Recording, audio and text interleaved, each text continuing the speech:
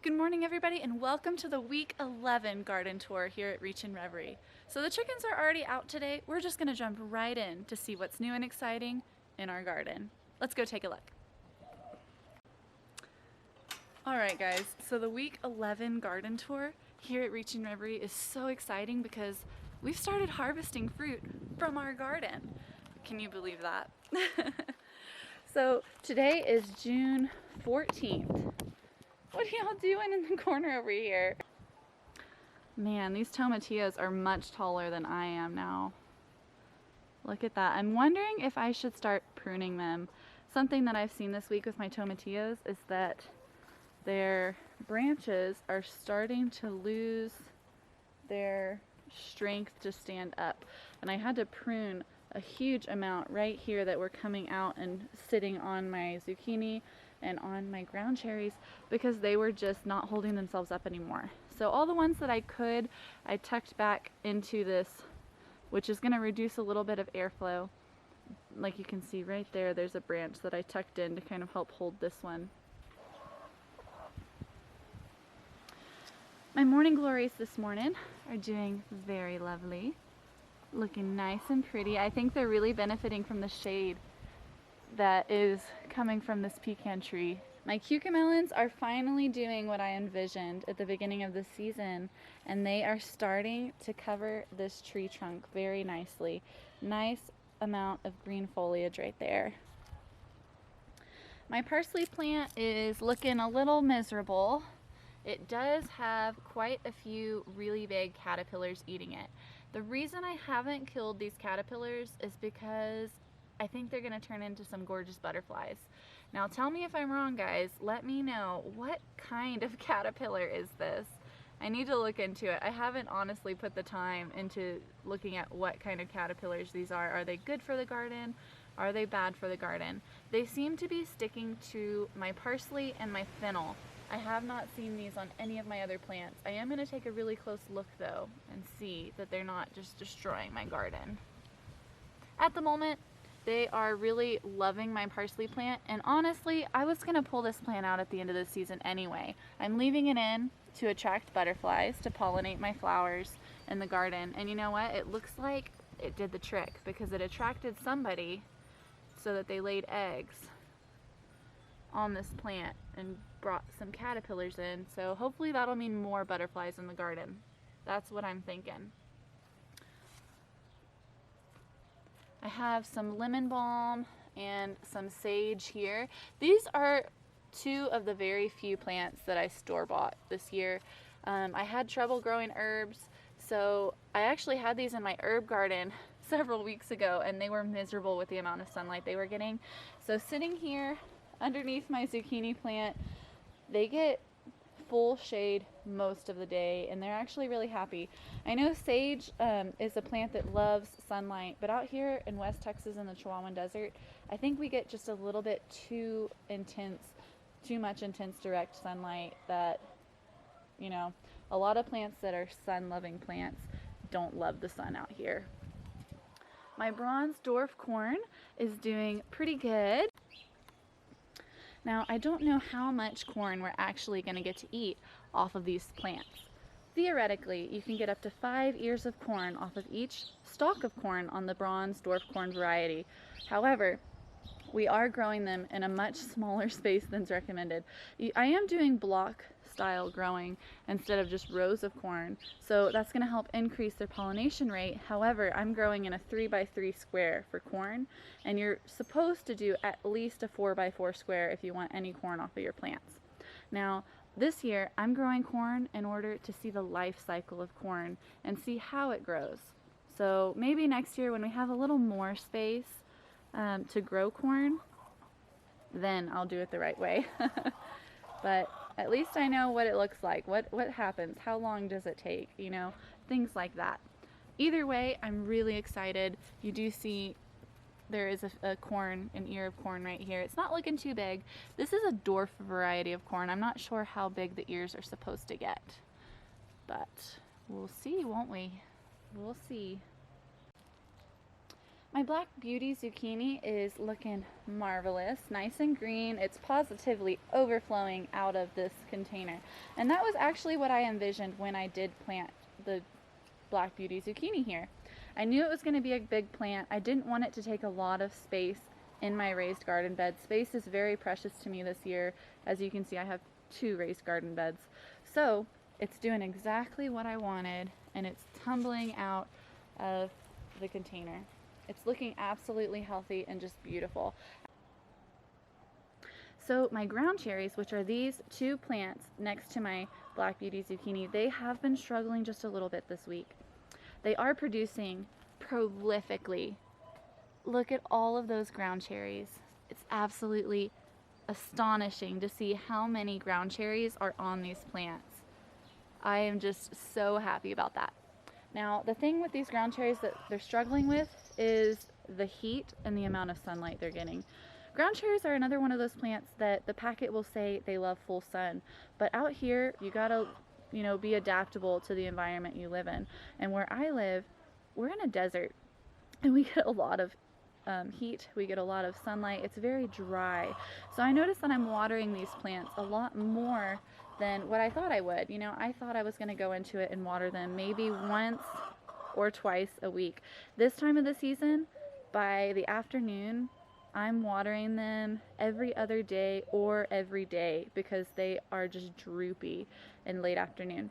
Now, once I do water them, and I water them at the bases of these plants, they perk right back up and they're happy again. But I think if I tried to go 3 days without watering these, they would be struggling so much. They start to wilt just about every day with how much direct sunlight they're getting. Now, I am going to grow these again. They're absolutely lovely, but I think next year I'm going to invest a little bit more in protecting these plants from the sun, maybe in the way of some shade cloth. Something like a burlap material I can drape over them, with some kind of, just to provide them with a little bit of filter from the sunlight. I think that would benefit them a lot. They are also getting eaten by flea beetles, things like that. But the flea beetles don't seem to be affecting these plants quite as much as they're affecting things like my eggplant. These are pretty hardy, and like I said, nothing is stopping them from getting pollinated. They are just exploding with fruit. This week, guys, I've actually been harvesting some ground cherries. Look at that. This is what a ground cherry looks like. So whenever you know that the cherries are ready, and on another plant, you can see they're just light green, really soft, velvety covers over the berries. So the husk will actually dry up into just a, almost like a papery feel, and the fruit will go from green to yellow. Now this one can still ripen up just a little more. It still has just a little bit of an olive color to it. So I have tasted these, and they're not at all what I expected, actually. So at this stage, the ground cherry tastes kind of like a tart grape to me. And I mean, it might be the variety. These are Aunt Molly's ground cherries. Now, I saw when I was researching the ground cherry plant that ground cherries taste like a mango pineapple, and maybe that's the case for the pineapple ground cherry. So next year, maybe I'll try another variety of ground cherry as well. These were the Aunt Molly's ground cherry. To me, it's a tart grape. Now, I am going to let these ripen out to a deeper yellow color, and then I'll try them again, and I'll let y'all know what they taste like. But so far, these ground cherries are really good. I'm actually going to take a bite into this one. They are, oh man, that's good. It kind of has a slight tomatoey flavor, and that might be because, they are in the nightshade family. So these are very seedy. This one actually doesn't have as many seeds as some of the other ones I tried. But it tastes like a grape with a little bit of tartness and a slight flavor of tomato mixed in with it. And that's not unpleasant at all. I actually love the flavor of these. I'm going to finish this off. Oh my gosh. That was absolutely lovely. Alright. We got to let these ripen up a little more. But man, I keep looking every single day I go under here, and I'm looking for ground cherries that fell, and look at that! There's another one. Alright. There's another one right there as well. So that's how you know, just right there, exactly, is how you know the ground cherries are ready. Now my hands are a little dirty. I actually was staining some wood yesterday, so I've already washed my hands. My hands are clean, but I stained wood and I also stained myself apparently. This Blue Beauty tomato is doing really well. It's growing nice and big and full. This Blue Beauty tomato I'm growing in the ground, and I'm not pruning off suckers. It's kind of an experiment to see how it's going to produce. And you know what, guys? It hasn't given me a single fruit. So it is growing nice and green and healthy, but I think the way to go is to prune suckers, just like this one. That right there, if you bury it, you can get another tomato plant. I'm just going to throw it out. So suckers are the stems that grow in the armpits of the plant.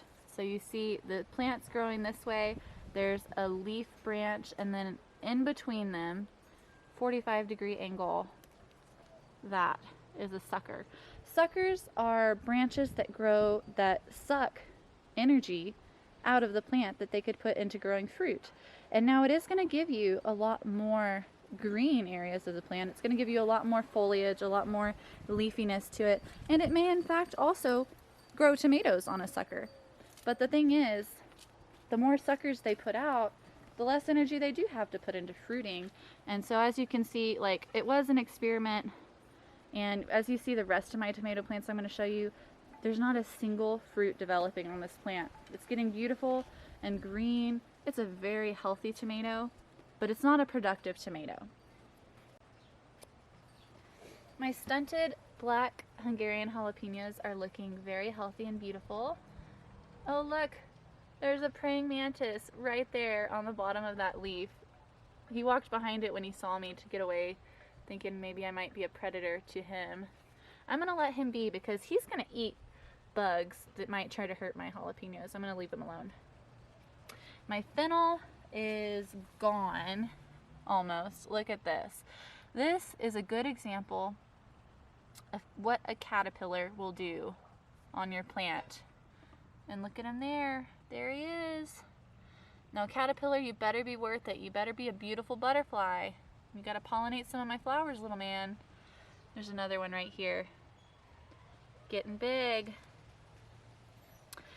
So my fennel's beautiful. It was beautiful, but I really wasn't eating a whole lot of it, and it was struggling a lot in the heat that we were having. So I was gonna actually pull this out and, you know, throw something else in this pot, and the caterpillars got to it before I was able to pull it out. And you know what? I thought I'm just gonna leave the caterpillars there and see if they will give me some butterflies to pollinate my flowers. My black king pansy has a ton of little flower buds that are just really gonna be beautiful flowers. It is getting a little more leggy at this point in the season. All season it's been nice and short, and it's still healthy. It's putting a lot of growth into growing up and out and producing flowers. So I'm just gonna let it do what it's gonna do. I really hope that it brings in even more pollinators for my garden. Artcomb's ancient watermelon is going almost to the fence, trying to make its escape out of the garden. I haven't seen any watermelon yet on this Artcomb's ancient watermelon. It's definitely putting a lot more production into growth than the watermelon I have in the front garden bed. Has new growth everywhere I look. Look, it's gonna pull down my little wind mill thing. And look at that. It has beautiful flowers. And it's growing out and around. The chickens are kind of keeping it short over here because every time I try to grow it this way, I'll come out and it had gone that way and the chickens eat off the end of it. So that might be as far as it gets this season, but it is looking very healthy and green. And now I just need to try to find a little melon on here. Come on, guy. The watermelon that I have in the front garden bed already has a little watermelon on it, and he's tiny. He didn't put very much energy into leaf production this year. So we'll see what this one does. We'll see. You know, I have them in the exact same flower pot. They have the same soil. The difference is this watermelon had a pot all to itself. The watermelon that I have in the front garden bed has 2 nasturtiums and a sunflower that it's sharing space with. So who knows, maybe that has something to do with the leaf production that it decided to create. And maybe, I don't know if that would have anything to do with the other one having a watermelon on it, because it had flowers all around it. So maybe the other one is getting pollinated a little bit easier than this guy. My zinnia right here is getting tall, and it looks like we're gonna have a flower soon. I'm really excited to see what color zinnia this is. I had a packet of mixed color zinnias. I also had purple and red and pink zinnias that I planted, and I had very few zinnias that germinated, so I'm not sure what color this one's gonna be.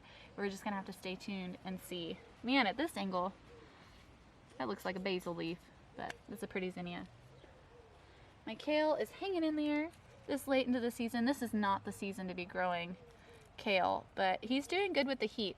What he's struggling with are little tiny green caterpillar looking things, and they are eating him, and they're really hard to see. So anytime I see a leaf that's like really ugly like this one, I pick it off and I give it to the chickens. That way, hopefully, I can kind of keep that caterpillar population under control. My broccoli is the same way, and look at that. That is the culprit, that little caterpillar right there. So you know what? Snapping that leaf off, and the chickens are getting a broccoli leaf with a caterpillar. He's not there anymore.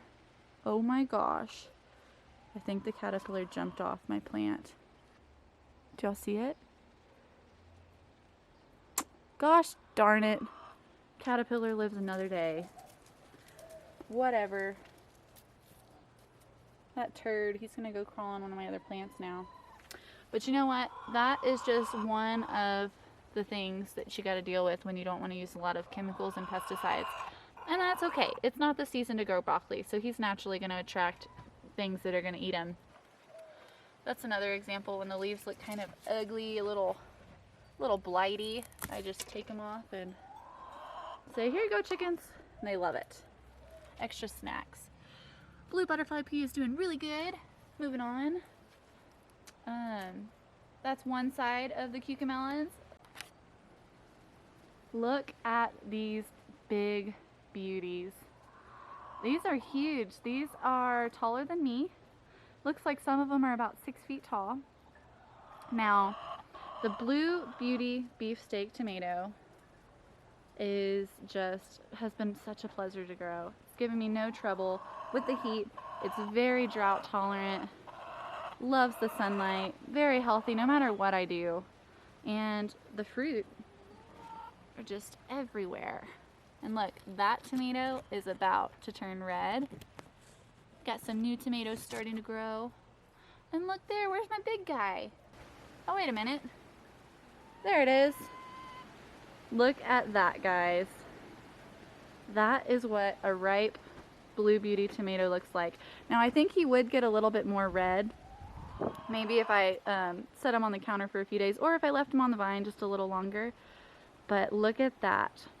So anywhere where the Blue Beauty gets hit with the sunlight, his skin will turn blue. He has anthocyanins, little cells that when they get hit with the sunlight, they react and they turn a blue color. I'm so excited. This is my very first ripe tomato that I've ever grown. It's beautiful. I think he, like I said, I think he could ripen a little more. He still has some areas that are a little yellow, but I can't wait to eat him. Now, when it comes to tomatoes, you want to harvest them in the afternoon. They're going to be a little more packed with sugar, and you don't want to harvest them right after you water them because it's going to dilute the flavor. So that's one thing to keep looking at, my friends, when you are gardening. Little tip, tomato tip. So you can see the green ones are already showing that blue color. Isn't that pretty? Now he did crack a little bit, and the reason why he cracked was he got too much water when it was too hot outside. That's what I think. So we have had almost no rain this season. We've had a lot of wind, and we've had, when it does rain, it's just for a few minutes, and it often comes along with some hail. So what happened was the other day in the middle of the afternoon, it was like 3 o'clock in the afternoon, it rained super heavily for 5 minutes. and then it got really, really sunny outside and really hot. So all it did was really increase the humidity outside, and it caused my tomatoes to crack open because it was uneven water. I never water my tomatoes in the middle of the day, and when I do water them, I water them deeply about twice a week, and that's it. And it's always when the temperature is going down in the afternoon, I'll water them, and then they'll get to soak up that water through the evening and nighttime, and then by the next day, it's the next day. It's nice and sunny.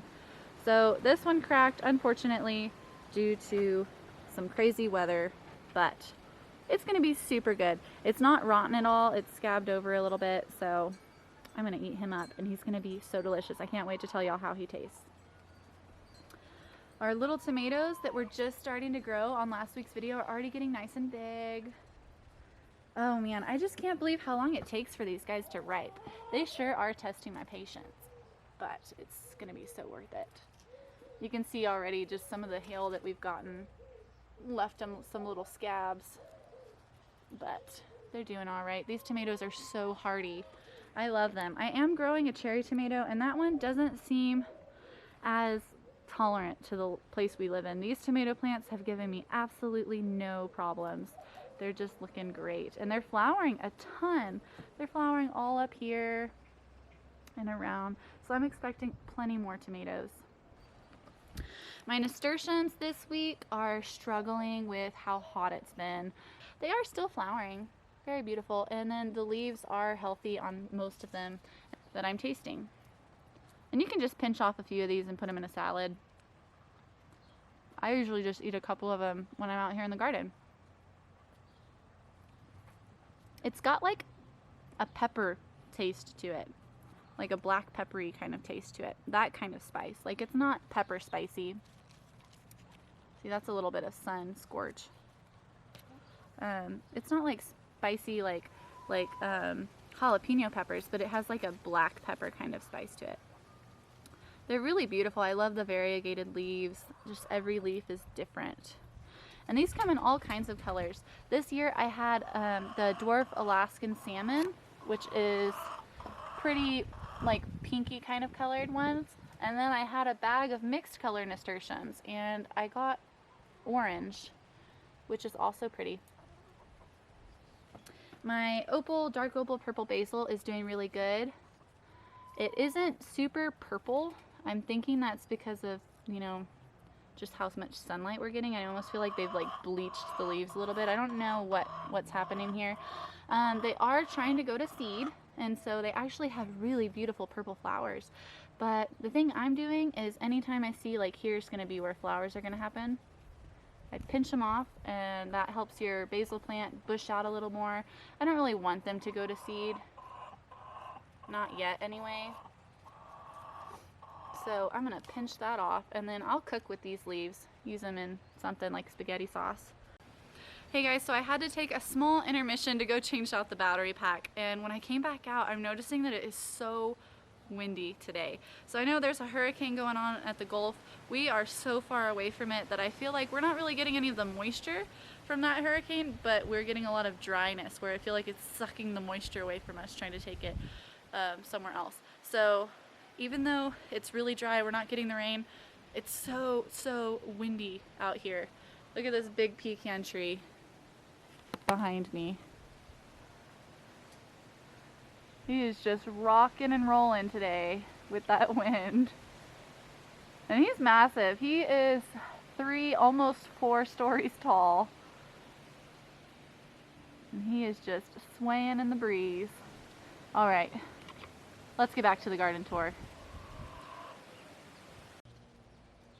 So on my way back, I figured I just talked about nasturtiums. Let me show you the ones that we have in the other garden bed. These are doing a lot better than the ones in the back garden bed, which is so funny because early in the season, the other ones were doing better, and then they've kind of switched roles.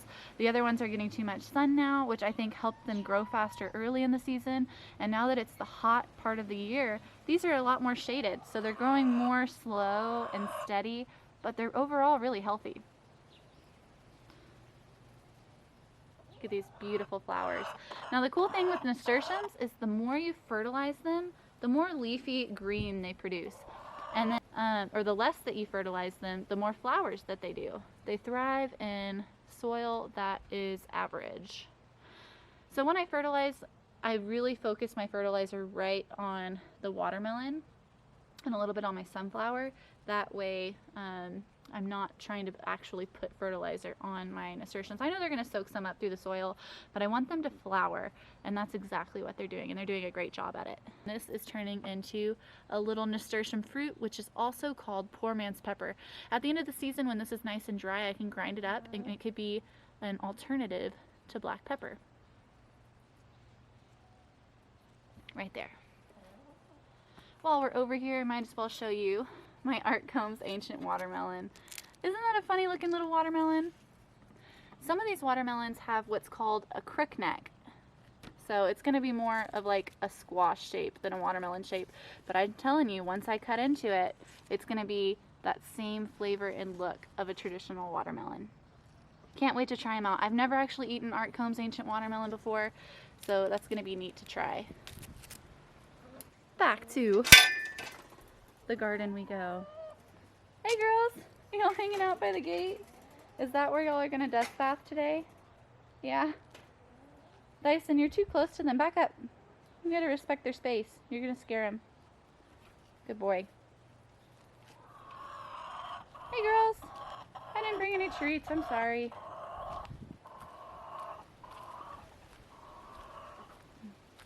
Look at my new sign that I got. I just think it's really cute. It says, "Life is better on the farm." And it's shaped like a little hen. It really is. Better on the farm. Look at these doves. They are not afraid of us. Born and raised in our backyard. So I'm making my way back into the garden, and I just wanted to stop because I already showed the Art Combs Ancient Watermelon, but just look at how beautiful that watermelon flower is. This is a male flower, so it's actually going to fall off and not produce a fruit, and you can tell because it has a long stem to it. A female flower has like a little miniature watermelon on the end of it, and then there's a flower, and so that's how you know the difference between male and female. So there's another male flower right there. But I just think they are so beautiful, really pretty pastel yellow color. So let's talk about my eggplant for a minute. He is still getting some flea beetle damage. You can actually see a flea beetle right there. They're everywhere. Oh boy, look at those. So what I've been doing lately is, now that my eggplant are producing flowers and they're producing fruit, I'm trying to stay away from like neem oil and diatomaceous earth. Those things are good to use in your garden, but what those do is they actually will discourage pollinators from coming and pollinating your plants. So what I've been doing instead is, in the evenings, after the heat of the day is passed, I will come over with a water hose and I will spray off these plants, and I will try to dislodge any of the flea beetles that I can put my eyes on. Any flea beetles that I do see, I'll simply come and just like rub off and be like, get off my plants. And you know, if they get squished in the process, even better. But yeah, there we go. Try to get them all off. And my plants have been doing okay. You can still see like damage has been done. And you can see all the areas where the flea beetles are eating on these plants. But they're doing pretty good. I did eat an eggplant this week. I will insert a picture of that eggplant now.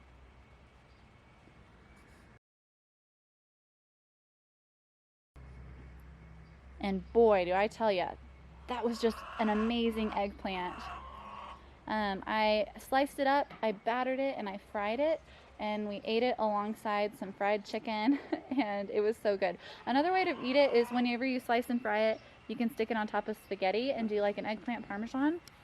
I've done that before, but yeah, I ate the one that was right here, and it was so good. I harvested it when it was about 6 inches long. And the thing with eggplant is you don't have to wait until they're really big. Like, I could harvest this little guy if I wanted to. Isn't he gorgeous? So eggplant are edible all the way up until they're ripe. And then once they get past ripe, they start getting hard and tough, and the flavor gets more bitter, and it's just not very good to eat. So if you don't know when to tell if your eggplant is ripe, it's better to harvest it a little on the smaller side than waiting until it's too far.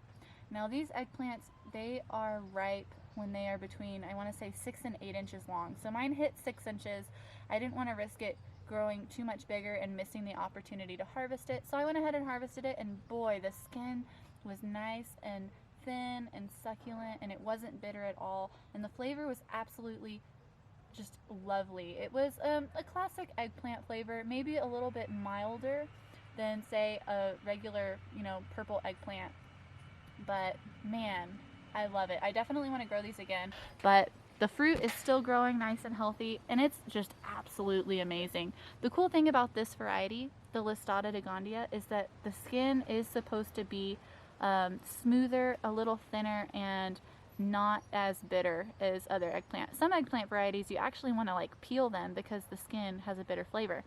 Now, I like eating eggplant in their entirety, so this is a really good variety to grow. If you just want to slice it up and eat it, slice it up and fry it and eat it, like whatever the case, however you eat it, it's good to eat the whole thing. You don't have to peel it at all. I have a purple basil hiding in here, and this is an example of the leaves of the eggplant are covering this basil plant. It's not getting as much sunlight, so it's actually kind of green. It still has purple color to it. Now, if this plant were to get a ton of sunlight, like if the eggplant weren't shading it, then the leaves would be more purple. But because it's not getting as much sunlight, it's like a greenish purple color, and I think that's really pretty. And it's still healthy, so.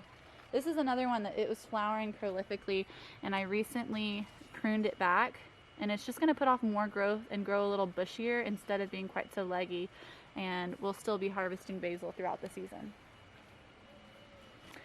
Man, these jalapenos are getting big. They are huge. Now, I've heard that some gardeners will actually top off their jalapeno plants, and topping off your jalapeno plants will kind of minimize how tall and leggy they get, the vertical growth they give, and it will help make them bushier and a little more stable. And I think that's something to consider out here in West Texas where we get super high winds. Now, I did not top off my plants, and they are nice and bushy, but they are very tall. And so that worries me when it gets really windy. Are the plants going to break? But, with the space that we have, I packed everything very tightly. I use a square foot gardening method, and it doesn't mean that you plant everything 1 foot apart, but it means that you base off how many plants you can put in an area and space them a little bit closer together than maybe you would if you were doing traditional market farm row, traditional type gardening where you see like rows with 3 feet apart or rows with 5 feet apart. Like these are much closer spaced together. I think I spaced these 12 to 18 inches apart. I can't remember. I think I did 18 inches and then 12 inches apart, and they're doing pretty good. Peppers like to hold hands, so if they're touching, it's not too bad. They like to have friends nearby, some moral support while they grow. Now this week again, I haven't seen any jalapenos on my brown jalapeno plants. They are flowering. They have really pretty white flowers. Really pretty white flowers, but I haven't seen any that were, pollinated. So I'm keeping an eye on them. They are nice and healthy. Now my black Hungarian jalapenos that are doing the really pretty purple flowers, beautiful purple flowers, they are producing really nicely. I do see on this one that he is rotting. That to me looks like blossom end rot, which could be that maybe I'm overwatering him and he's not absorbing all of the nutrients and minerals from the soil. They're getting diluted, or maybe it's time that I fertilize these plants. It could also be a poor pollination thing. So there's a couple of factors that might have contributed, but either way, this plant is not, or this plant, why do I call them plants? This pepper is not going to be a healthy pepper. It's not going to grow to its potential. So I went ahead and picked it already. I think I'm going to cut off that area and see if maybe we can salvage the end of the pepper. I don't know. Maybe I'll cook them into some eggs here in a little bit for breakfast. But I'm definitely going to throw away that tip. So that right there is blossom end rot. The rest of my peppers look great. Blossom end rot could be low calcium, which, you know, it could happen with either the soil's not fertile enough or you're overwatering, which is diluting the nutrients that the plant is trying to absorb. So it's absorbing less. It could also be due to poor pollination. All of these peppers being pollinated so well, I am probably going to say that it's time for me to fertilize. That's going to be my first option, because I don't think I'm watering these guys too much. I'm only watering them twice a week when the soil is very dry.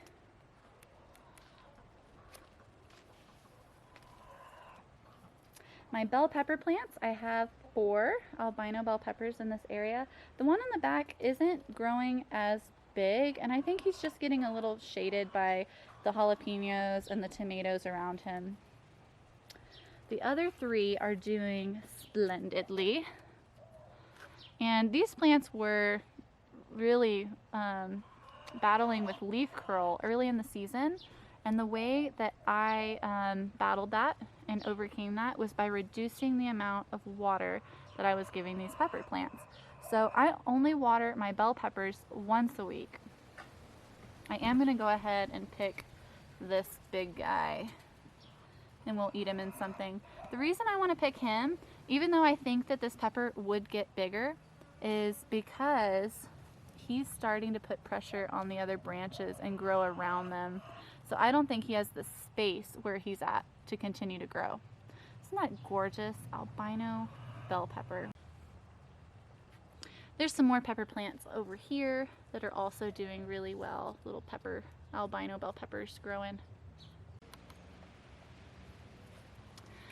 My cantaloupe over here is hanging in there. I think he is getting a little waterlogged because we have poor draining soil. So next season, if we're still where we're at, I'm going to probably mix some sand into this area. Our soil is very clay-based and dense. You could see it here. So I think if I mix maybe some sand in here, it'll help drain a little better, and these plants will do better in this spot. I do have a big butternut squash right here. He's about probably 6 inches long. Looks really nice.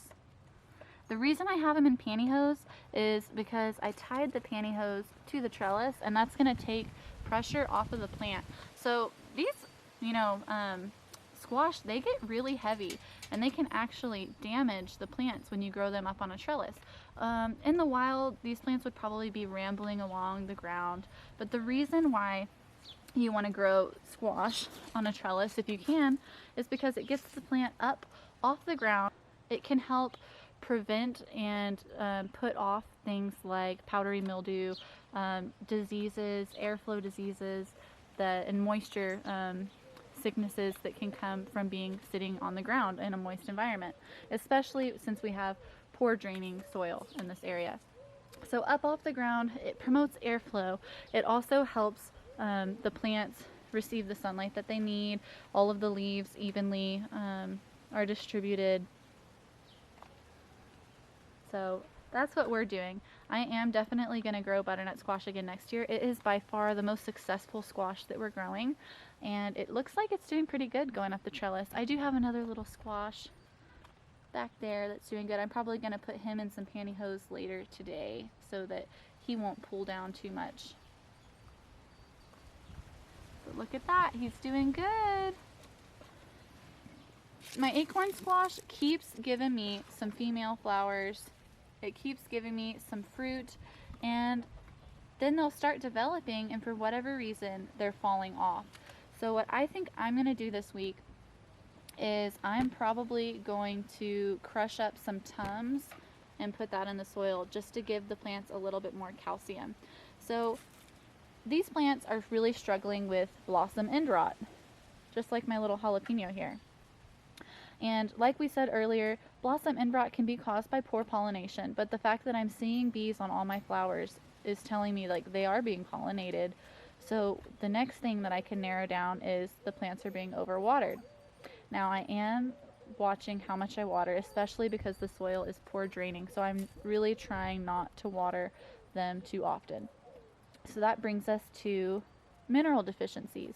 And one of the biggest things for blossom end rot is a calcium deficiency. So the next step I'm going to do is try to add calcium to the soil of these plants so that hopefully they can absorb a little bit more minerals, and then the blossoms, the fruit won't, wither off and fall off, basically. So that's what I'm going to try this week. We're going to see if that helps any with these acorn squash. These acorn squash are also super stunted. I think that they are just too close together with the other plants, so they're competing for nutrients, and that would, back the idea that maybe I need to add some more nutrients to the soil. If these can't thrive, I'm probably going to pull them out here in a few weeks. That way I can give less competition to the plants that are doing well and give these guys a better opportunity to grow their fruit to maturity. On the end over here, I do have a big Jardel pumpkin plant. He's growing up the trellis nicely. He's also growing down around and behind my raised garden bed, all the way back there. I did see a little tiny pumpkin female flower right there. I don't know if that one's gonna stick or not. Sometimes the first female flowers on plants will fall off before you will get one that will stick. And again, it might end up having the same problem as my acorn squash. I would rather have a pumpkin grow to maturity than an acorn squash. So if these female flowers on my pumpkin plants keep falling off, I will definitely pull out my acorn squash. I do have acorn squash in the front garden, in the dog yard, so I'm not super sentimentally attached to these two guys right here, especially because I overplanted my squash bed. Now check out that okra plant. He's getting nice and big. He's not super bushy. In fact, the chickens are actually pruning him back quite a bit. Anywhere that the chickens can reach their heads through that fence, they are eating all of the leaves that they can reach. I am getting about 2 ripe okra a week off of that plant. So this is the second one that I've gotten within the past 7 days, and most of the time I'm really the only one who loves okra in my family. So I'll slice them up, batter it, fry it, and I'll have myself a little snack here in a little bit. Next year I do want to plant more okra because I don't like getting 2 a week. I'd much rather get like 6 or 7 of these a week so that I could have a real side dish here. This is just a few bites. So whenever I harvested my eggplant earlier in the week, I also harvested an okra, and I sliced and fried both of those, and then that made a good side for our fried chicken. So I had fried chicken and fried okra and fried eggplant, and it was absolutely lovely. Lots of fried food. As I'm trying to garden for a healthier lifestyle, I'm eating fried food. Very good. Recommend it. Here's the back side of my corn. You can see a couple ears starting to develop. It's really neat. Now, I have a black beauty zucchini on that side. On this side, it's the dark green zucchini. This one's also overflowing off the end of the pot. And the bad thing is, with how much wind we've been getting, it's kind of like a little wind tunnel over here. And I'm getting some snapping leaves. Wah, wah, wah. So, I don't know. I'm also not getting a lot of fruit development on this plant. I'm not exactly sure why. I do see it getting pollinated. So maybe I'm just going to buy a big old pack of Tums and crush a lot of them up and put them under the base of all of my plants. And see if that helps across the board with fertilization. Now that I'm actually seeing bees, the bees have come a little bit late into the garden to start pollinating, but now that I am seeing the things getting pollinated and I'm still not seeing fruit, it makes me start going through process of elimination of what I can do to help, with that. Tomatillos are doing great. They get a little droopy in the afternoons, and then I'll just come out and water them a few times a week. They perk right back up. This thing is a monster. I actually did prune him a lot this week. At the end of last week, I was unable to walk through this without having to, be pushing plants out of my way. So I came in, and any of these tomatillos that were growing all the way to the other garden bed, I just cut off and created a path for myself. And I did look, and all of the ones that I cut, they did not have pollinated flowers on those branches, so I wasn't losing fruit by pruning it. I do have some nice fruit development on my tomatillos. I am still waiting for the guys over here to be ready to harvest. The one in the back over here, I know it's almost ready because the tomatillo fills up that husk.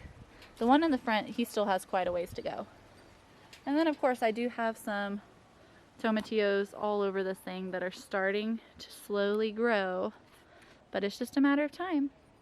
I am getting a lot of ugly yellow flowers on my tomatillos, and I'm not sure why. Or I call them flowers.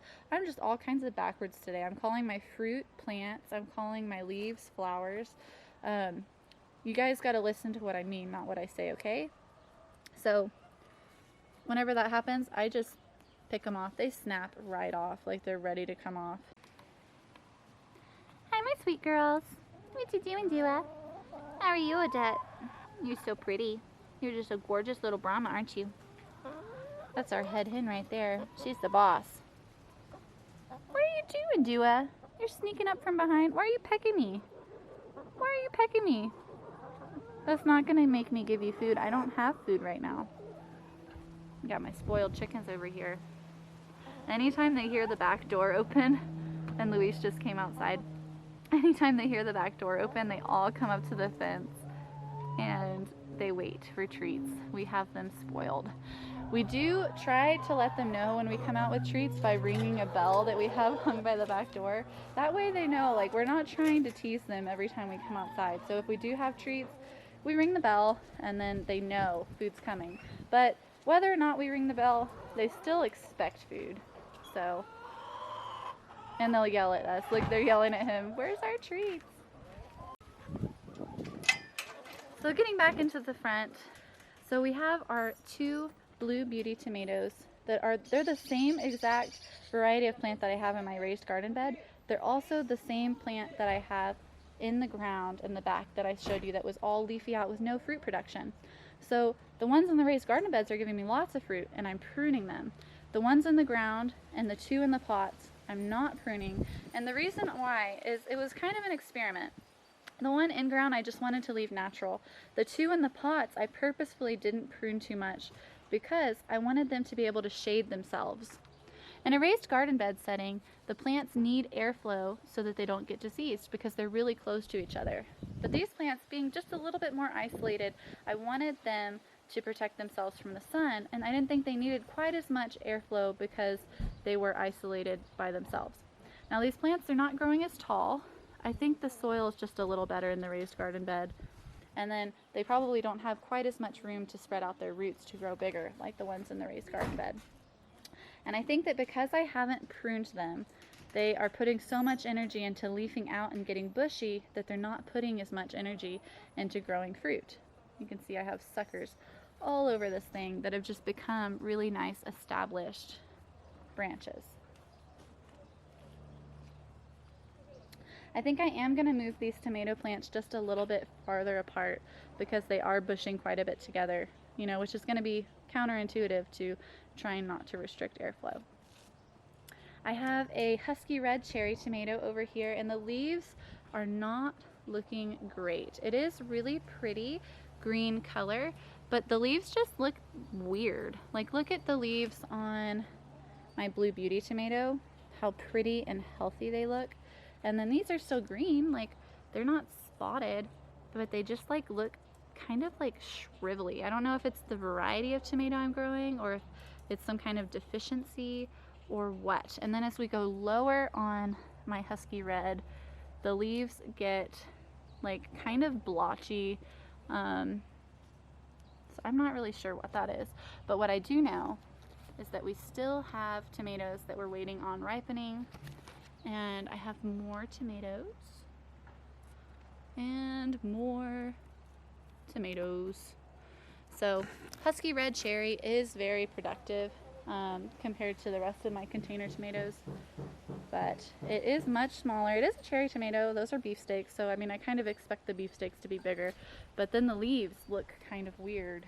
So I'm not sure. It might be a variety thing. It might be a deficiency, but they are producing, so I'm gonna just kind of leave them alone and watch them. My tomatillos in this bed are sprawling out every which way. You can see this one. I've already moved twice today. I keep trying to prop him up, and he doesn't want to grow up. He wants to grow down. I have a very healthy red bell pepper plant right here. I haven't seen any bell peppers yet, but it is starting to flower, so I think that's just a matter of time. It does look a little damaged, but that was from the hail we had in the week 8 garden tour, if y'all wanted to see that hail damage that we got. It is recovering, but I think these leaves are going to be scarred. All the new growth is doing very well. And then I have, of course, my Blue Beauty sucker that I planted. I'm not really sure what to do with him. He's going every which way. I know I need to support him, but you know, putting him in here and growing him was just kind of on a whim, and I don't know, I don't really have the resources to stand him up, so maybe I'll just go get some branches and sticks and stick him upright a little bit, because he is growing horizontally, not vertically. My vincas are doing really good. I always love my vincas. Look at that. That to me, I think, I'm not sure, but I think that's a lacewing larva that's crawling around on that plant. I think that's what that is. That would make me really happy, because lacewing larvae, they eat bad bugs, and then when they turn into a flying insect, they pollinate flowers. So that's what I hope that is. Then we have Dyson. We are on a little project where we painted an umbrella stand. We just took a bucket, put some cement in it, base of an umbrella, and then we can pop the umbrella in and out whenever we want. And we're thinking about doing like a Reachin Reverie logo painted on the side. So we'll update you with that as we get there. Evie, what in the world? Is this where you decide to nap this morning? What are you doing? You nappies? You look very chill. It's a beautiful morning. It's nice and cool. Very windy. Oh, you love the grass on your face. This garden bed's doing pretty good. I did go ahead and cut off a sunflower. I'm drying it so that we can get some sunflower seeds, and it just was not healthy at all, so I got rid of the whole thing. I'm thinking about taking out the second one, leaving the third until it flowers, and already planting more sunflowers in this pot. My yarrow's doing good. My peppermint balsam is doing very good, getting very bushy back there. Next year I'm going to plant him in a more visible spot, because one of the most beautiful flowers that I'm growing this year is that peppermint balsam. My beans are doing good. I'm seeing a lot more flowers this week, and I'm hopeful that we'll get some beans. I do think that they are dropping their blossoms because of how much heat we're getting here. It's just too hot. But what I'm thinking about doing is sowing more beans between the beans and seeing if the new beans growing up can be shaded by the old beans and vice versa. They can help shade each other, and maybe we'll get some beans. I don't know. I have friends who are growing beans that are very prolific with beans, but these beans, they have morning shade, but they have sun for most of the day. There is sun all day long on these, and you can see they are getting a little scorched. There is sun damage going on. So lessons learned. This is a year of learning. This is my classroom. I'm very excited to see my catnip. Catnip is blossoming, very pretty. The flowers look white, but in person they're kind of like a pastel pink, very, very pale pink color. And oh my gosh, they're so pretty. So these leaves, they go really good in herbal tea. It's a nice soothing ingredient to put in your herbal tea. I'm also growing blue Sirius sage, and those are flowering. Another lovely, lovely choice for an herbal tea. So if you want an herb garden, these add beautiful color to your garden. Great ingredient for herbal tea. Blue Sirius sage. And then the land of barrenness. I did peek over and I'm seeing what to me looks like, I don't know, it could be a new Mexican mint coming up, but it also, like, I don't know, is that oregano?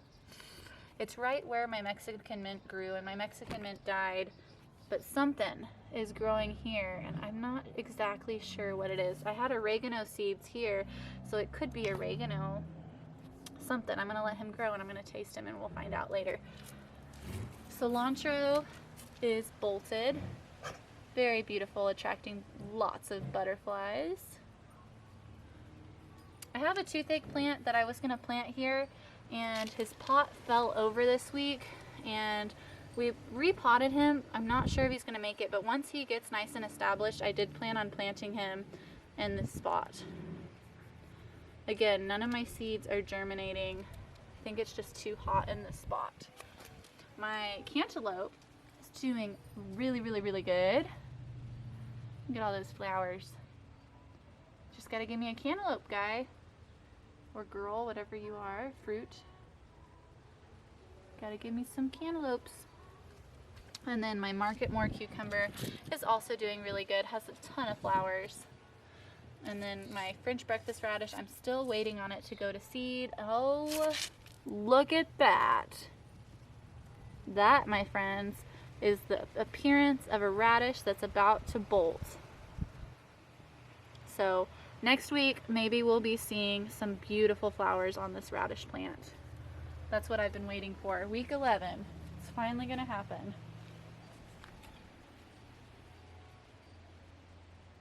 What you doing, Dice? Come here. Want to tell everybody hi? Can you sit? Good boy. Can you spin? Good job. That was a wide spin. Can you shake? Good boy. What about the other paw? Good boy. Can you get up and stand? Good boy. You're so good. You're so good. This is our big rescue that we had. He is going to be 7 years old this year. It's a pit bull lab mix. You're a good boy, huh? Yeah. Where's Evie? You're going to go play now? That woke you up fast. Alright, well, they're going to play. Thank you guys so much for watching the week 11 garden tour here at Reachin Reverie. If you like this video, please feel free to like and subscribe, share it with a loved one, share it with your family, share it with your friends. Get the word out. Reachin Reverie. We're doing weekly garden tours here. If you want to see more on our channel for our garden tours, click the top right and it'll take you to the week 10 garden tour. Or maybe you want to see more about our chickens. The bottom right button, that'll take you to a video about how to keep your chickens cool in the hot weather. All right. Let's give these girls some chicken scraps. We got some peelings from cucumbers. Made some fresh cucumber lemonade this morning. So the girls are gonna get all of the extra food scraps. It's gonna be a nice fresh snack this morning. Right now it's nice and cool, but it's gonna be a hot one. All right, watch out, girls. Y'all are all under my feet.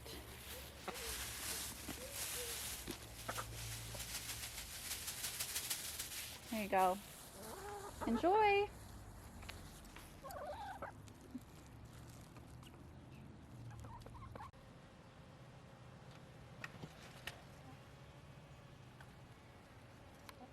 I'm gonna cue the acoustic music right now. Dun, dun, dun, dun, dun, dun.